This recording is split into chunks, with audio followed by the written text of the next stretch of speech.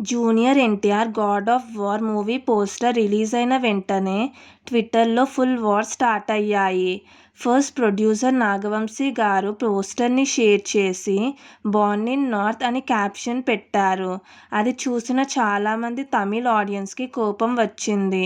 కుమారస్వామి మావాడు, ఆయన మా దగ్గర జన్మించారు, మరి నార్త్లో పుట్టాడని మీరెలా చెప్తారని సోషల్ మీడియాలో క్వశ్చన్స్ రేస్ చేస్తూ ట్రోల్ స్టార్ట్ చేశారు.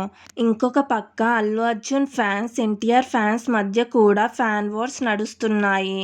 అల్లు అర్జున్ ఫ్యాన్స్ మా హీరోతో చేయాల్సిన సినిమా ఎన్టీఆర్కి ఎందుకు ఇచ్చారని త్రివిక్రమ్ని టార్గెట్ చేస్తూ ఫైర్ అవుతున్నారు.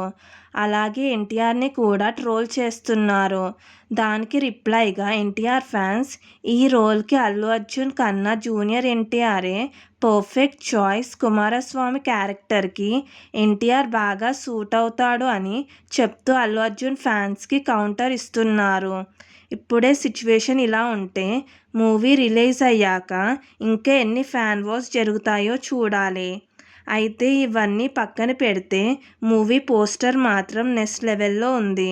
ఎన్టీఆర్ని కుమారస్వామిగా ఇమాజిన్ చేస్తేనే గూస్ బంప్స్ వస్తున్నాయి.